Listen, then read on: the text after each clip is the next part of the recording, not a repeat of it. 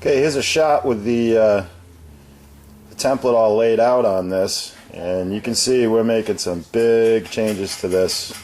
And again, I'm not at liberty to give you any specs on this. You can buy the templates, they're cheap enough, but that's the next thing to do. Everything's laid out, and we're just going to get in there and start grinding. I'm going to do the top of the ports first. Alright, what I'm doing, like I said, is I'm just raising this intake port quite a bit. And what I'm trying not to do is go past the original marks of where the port already is. And I'm just trying to bring it down even. So I'm working only one segment at a time. And it's going to take you a while. Try and keep it straight. Maybe work the aluminum a little, come up. Get into your cast.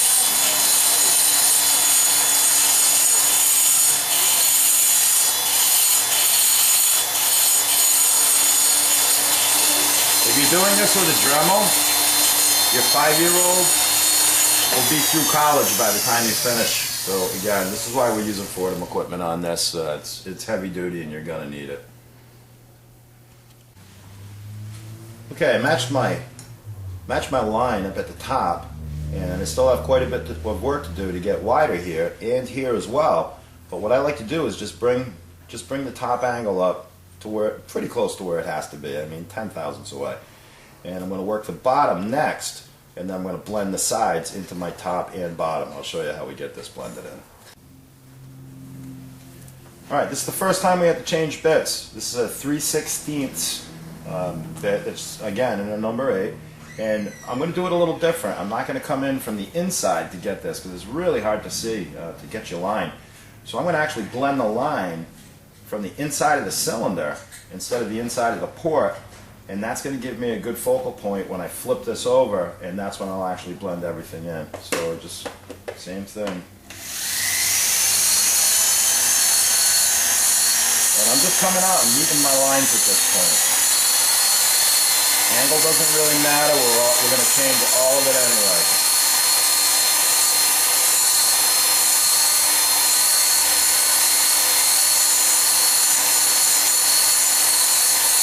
And just continue with that until you meet the line. Okay, I went in from this side of the cylinder and just made an angle and carried it right out. As you can see, it's a lot easier to see like this than just trying to look at a line from straight down. So I changed bits again. I'm using my 3-inch and just going to start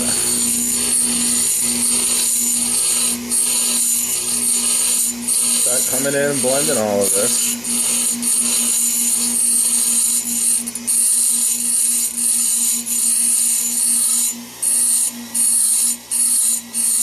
Again, I'm just trying to get the, side to side. I'm not worried about too much what's going on in the bridge or the side of the cylinder. I'm going to blend that after I get this.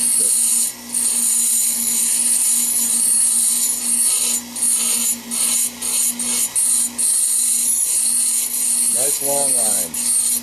And keep going until you meet that line that you scratched. Alright, I finished my blend down here and again up here. What I'm going to do now is start pulling this line into here, and same thing on this side. I'm going to have to pull from the radius. There's a reason I left this here. I'm going to come in and just kind of keep taking little shaves, and everything will blend in as you go. One thing I'm going to caution you about, when you're done, it's going to be straight to the intake port itself. But when you're initially doing this, again, just kind of blend it. Do it at an angle, and that's going to give you room to work the bridge on the inside when you're done.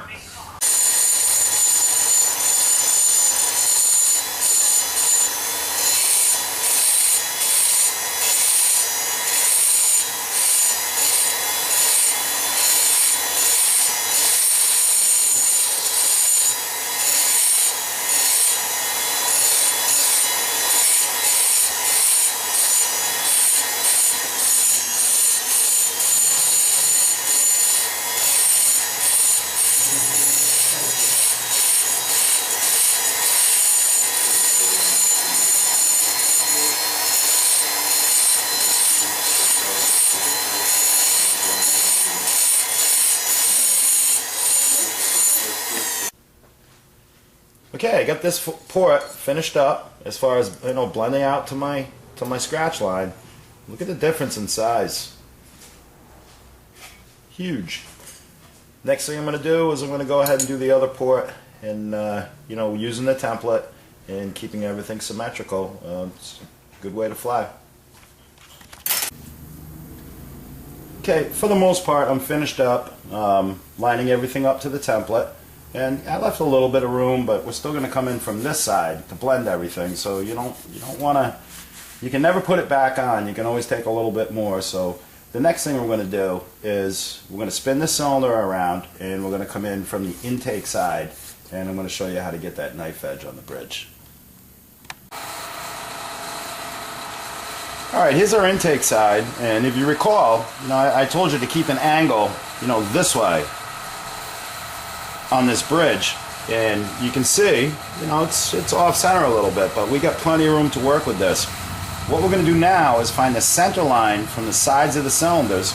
And the way I do this, just a little pair of dividers that I got laying around, and I lay this right in the side of the cylinder, hold it parallel, and just come right down and scratch a line, and then check it from the other side and make sure that you've got the same line. And if you do, don't follow it down, but that's going to be our center line for a knife edge on this bridge.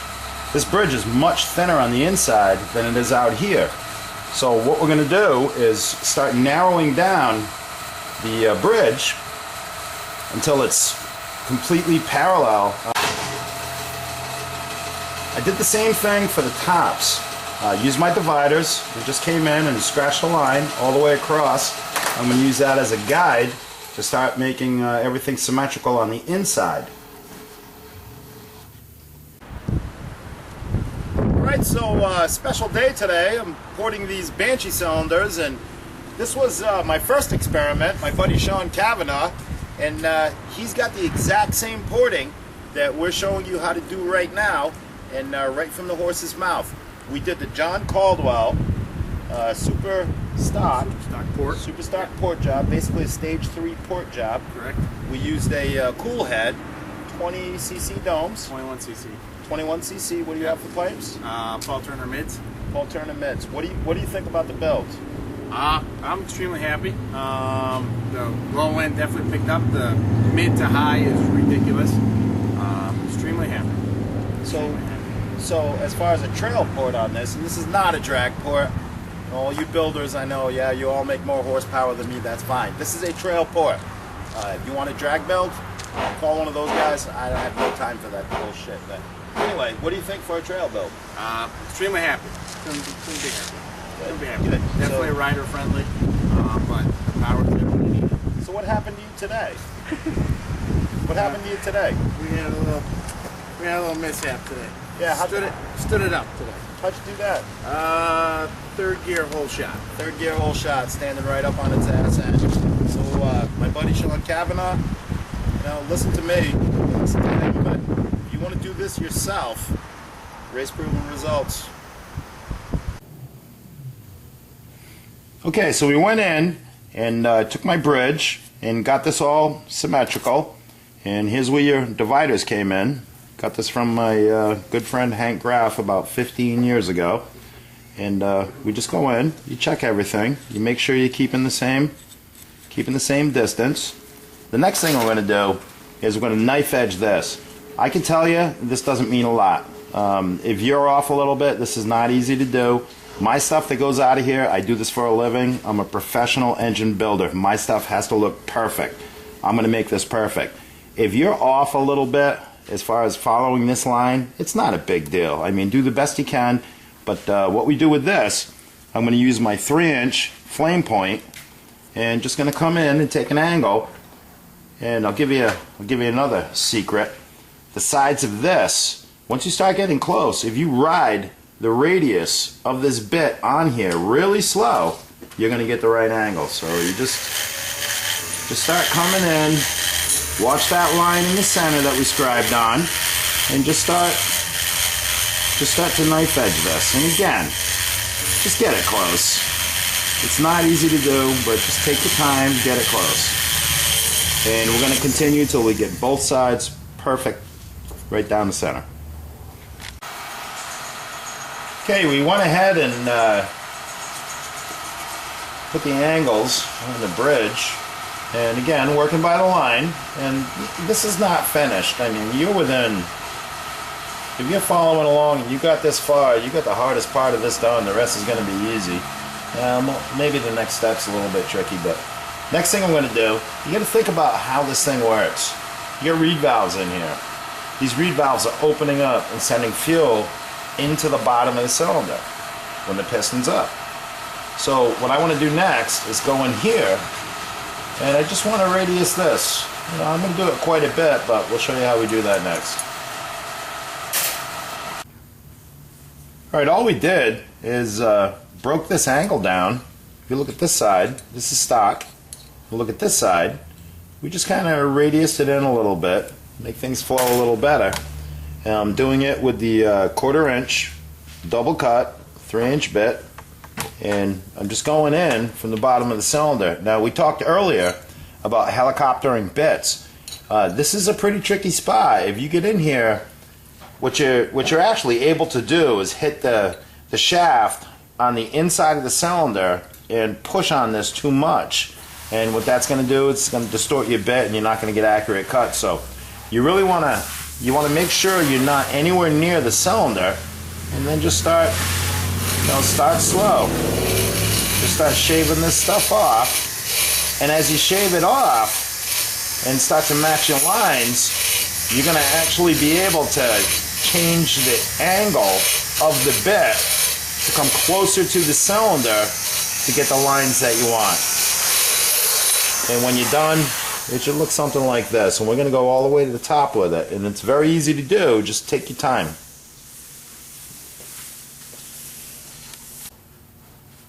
Alright, the next step, we're going to work our Boysen port. I actually used a 203 thousandths drill on the jig. That's just how we built it. And we knew we were going to make them bigger. But again, that's just a pilot hole. So what I'm doing here, this is my 1/4 inch flame tip, and what you got to do is you got to get in and work this Boysen port and try and keep most of the pressure to the inside. You don't want to blow through the castings on these, and you definitely don't want to blow through the cylinder, but you just kind of get in there and run it a little bit and get right through the hole. Once you break through, now you've opened that hole up. We're going to go ahead and do the same thing on the other side. Went ahead, blended the top, and went through with our flame tip and came through with the Boysen ports. Next thing you want to do is you want to start blending on the bottom of the port.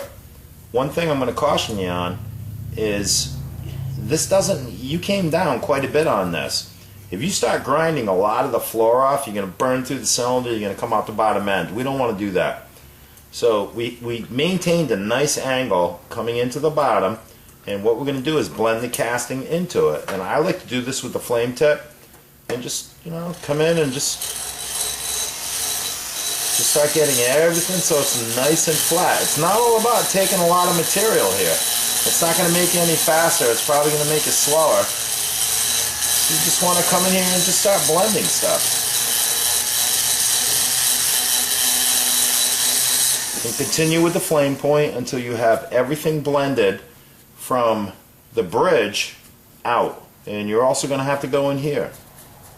On the sides of the ports, you're going to want to use the double cut, the flat, not the flame tip, but just come in and blend everything in so everything's nice and flat. Alright, what we're going to do is start to texture the port where the fuel is hitting. On this side of it, there's no fuel hitting anything in here. It's really not a big deal. But what you want to do is texture in here where the fuel is going. And we're trying to increase the area of the port.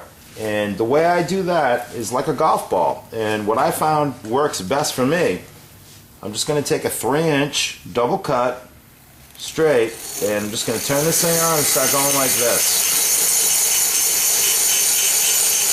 I'm not opening anything up, I'm just texturing this port.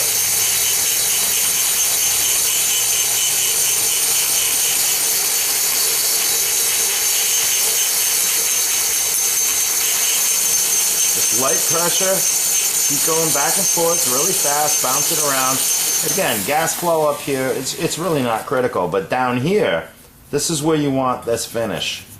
So you want it rough, you don't want it polished, you don't want it smooth. Little things like this right here, I see a little divot in here. I'm not going to chase that, maybe, you know, maybe just a little bit, but you just want this type of finish throughout the entire intake port. And it's pretty easy to do, just probably the easiest thing we've done so far. Just move this thing back and forth real quick.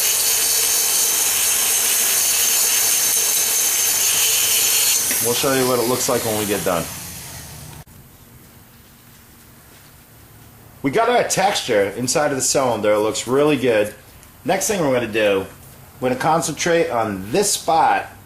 This is at the top of the intake port. And what we want to do is just kind of round this off just a little bit. Again, you know, little things add up to a lot, and we do a lot of little things, but if your lines aren't perfect, it's not going to be a big deal, but just come in here and using the flame tip, just get, you know, try and start rounding this off.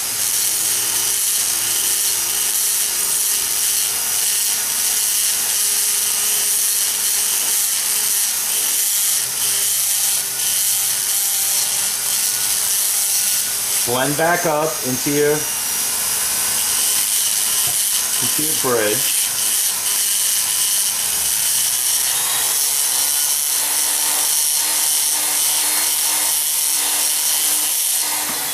The whole idea is just put a radius in here, and we'll blend the rest with the sanding drums after. So you just put an angle in here, all for flow.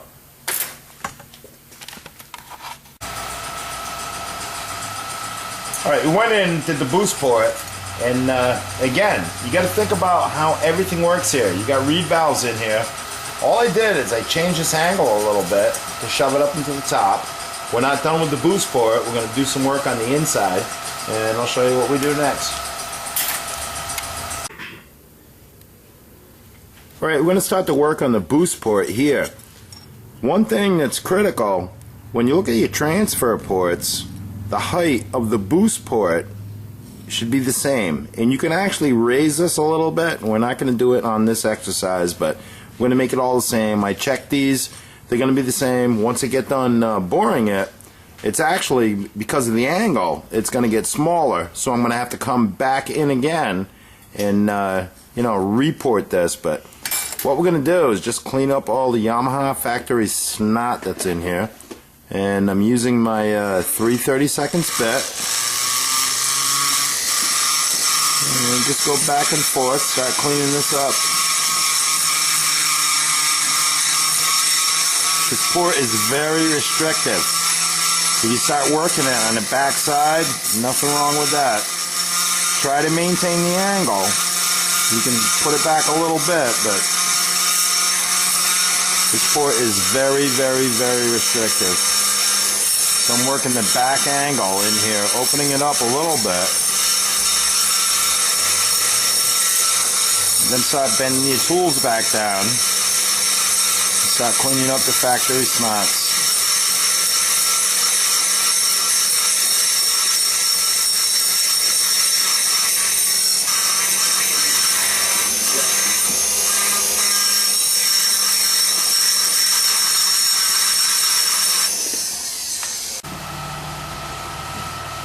Yeah, we came in here, cleaned out all the boost port, made it a little bit bigger on the inside here, and blended into the top of the intake port. While you got the cylinder in, you know, you want a nice radius in here, so we're going to take a tool and go in here and start radiusing this a little bit more, just to promote a little bit more flow.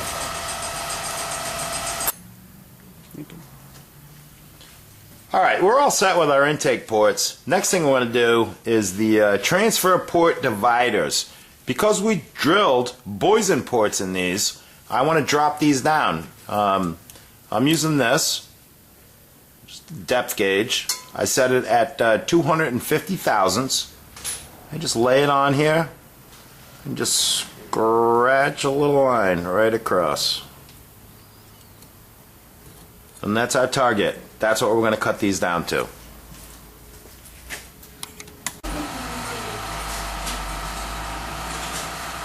Alright, what I'm going to use to cut these transfer port dividers down is a flame tip.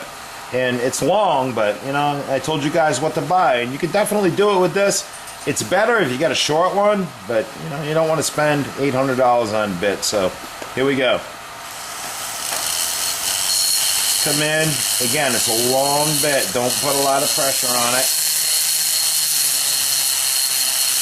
Start coming down. And just cut this divider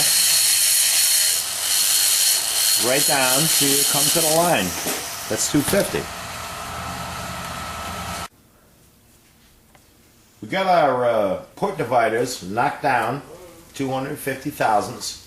Next thing you have to do is just follow the angle, the original angle, and come through. I loaded up my 3/32 bit, and I'm just going to start cutting this.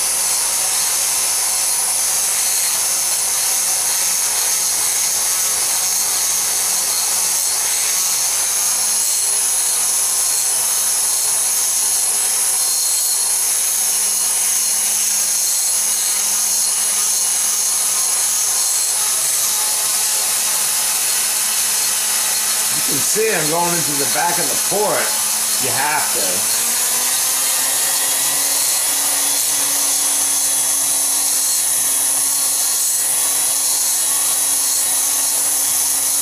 And just continue to cut until you match that original angle almost to a knife point here.